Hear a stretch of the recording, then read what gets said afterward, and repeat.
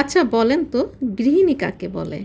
আমার তো মনে হয় সারাদিন অবসরহীন ব্যস্ত থেকে সবার খেয়াল রাখার নামই গৃহিণী। আমি কি কথাটা ঠিক বলেছি? আমার প্রিয় ভিউয়ার্স আসসালামু আলাইকুম। কেমন আছেন আপনারা সবাই? ব্লগস বাই চুমকি রান্নাঘরের আরও একটা নতুন ব্লগ নিয়ে আপনাদের মাঝে হাজির হয়ে গেলাম, কারণ ব্লগস বাই চুমকি রান্নাঘর তো আপনাদেরকে নিয়েই। তো এই যে সকাল সকাল কাজ শুরু করে দিয়েছি নাস্তার পরে। চুলাটা জানি একটু অবসর থাকে, মানে রান্না করার সময় যেন দুটো চুলাই পাই, এজন্য আমি সকালেই নাস্তার পরেই খাবার পানিটা বসিয়ে দিই, যেহেতু আমরা ফিল্টারের পানি খাই না। আর এই যে ডালটা ভিজিয়ে রেখেছি, সবজিগুলো কাটা হয়ে গিয়েছে। খালা এক কথায় যা যা রান্না করব সেগুলো খালা সব কিছুই কুটা বাছা করে দিয়েছে। আজকে রান্নার আয়োজনটা একটু কম রেখেছি, কারণ আজকে সব ফার্নিচারগুলো সরিয়ে একটু ঝাড়ু দিতে হবে। সপ্তাহে অন্তত একবার যদি এভাবে ঝাড়ু না দেওয়া হয় তাহলে কিন্তু ময়লাগুলো অনেক বেশি মানে পড়ে যায়, আর তখন এগুলো ঘষে ঘষে উঠাতে অনেকটা সময়ের ব্যাপার হয়। আর এমনিতেই তো আসলে মাসে 2বার অন্তত ডিপ ক্লিন করলে চলে। আর ঝাড়ু মোছার কাজ তো প্রতিদিনই হয়, তবে প্রতিদিন তো আর সরিয়ে সরিয়ে ঝাড়ু দেওয়া যায় না।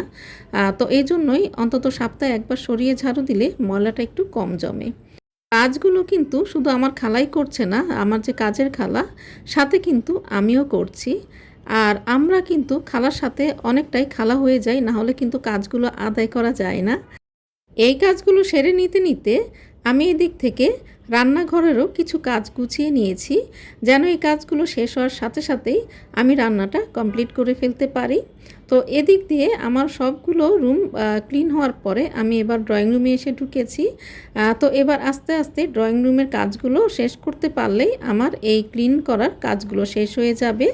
আর এই যে দেখেন প্রচণ্ড রোদের তাপ, তবে একটা ভালো লাগা কাজ করছিল জানেন। এই প্রচণ্ড রোদের মধ্যেও অনেক বেশি কিন্তু বাতাস হচ্ছিল। তো মনে মনে ভেবে রেখেছি কাজগুলো সব শেষ করতে পারলে একটু ছাদে উঠব।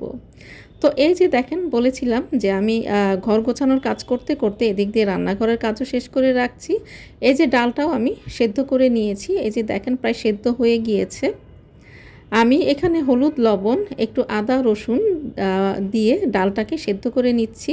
আর ডালের কালারটা দেখেন, ডালটা ভিজিয়ে রেখে তারপরে রান্না করলে কিন্তু ডালের কালারটা অনেক বেশি সুন্দর আসে।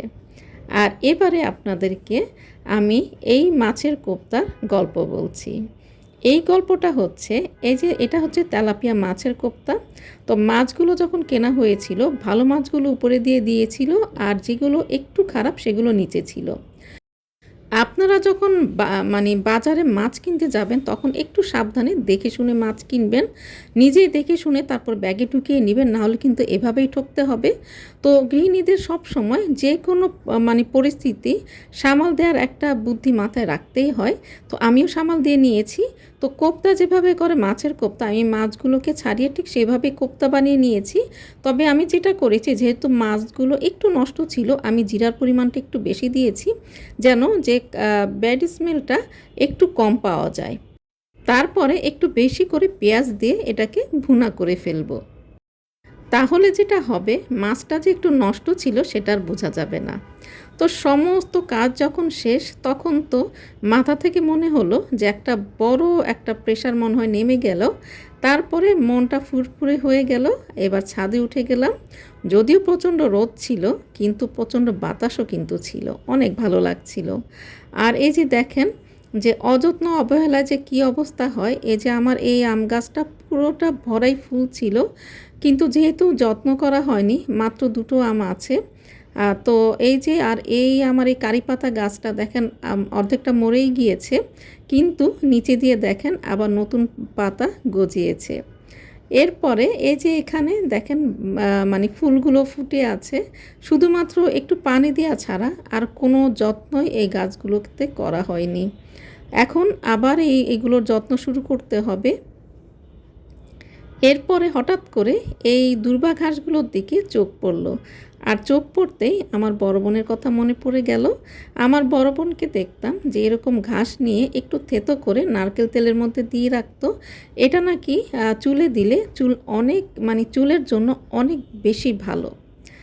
তো আর এই মুহূর্তে আসলে আমার বড় বোনের কথা অনেক বেশি মনে পড়ছিল, কারণ বাবা মা মারা যাওয়ার পরে আমার বাবা মার যে স্থানটা সেটাই আমার ভাই আর বোনকে দিয়ে দিয়েছি।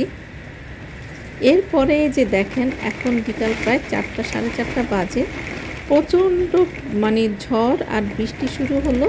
তো আমি যেটা করলাম, জানলাটা কতক্ষণ একটু খুলে দিচ্ছিলাম, আবার কতক্ষণ বন্ধ করছিলাম। প্রচণ্ড রোদের পরে বৃষ্টি হলে যে গন্ধটা পাওয়া যায় আমি সেটাই পাচ্ছিলাম। প্রচণ্ড ভালো লাগা কাজ করছিল। আর এই ভালো লাগাটা আপনাদের সাথে শেয়ার করব না সেটা কি হয়, তাই তো ঝটপট গ্লাসের সামনে দাঁড়িয়ে আপনাদের জন্য একটু শ্যুট করে নিলাম। তো বৃষ্টির আওয়াজগুলো শুনে আর বৃষ্টির দৃশ্যটা দেখে নিশ্চয়ই আপনাদেরও ভালো লাগছে। তো চলে এসেছি ভিডিওর শেষ পর্যায়ে। আমার এই ভিডিওর একটুখানি অংশ যদি আপনাদের ভালো লেগে থাকে তাহলে একটা লাইক দিয়ে পাশে থাকার অনুরোধ রইল, কারণ ব্লগস বাই চুমকি রান্নাঘর তো আপনাদেরকে নিয়েই। তো সবাই ভালো থাকবেন, সুস্থ থাকবেন, ব্লগস বাই চুমকি রান্নাঘরের পাশেই থাকবেন। আল্লাহ হাফেজ।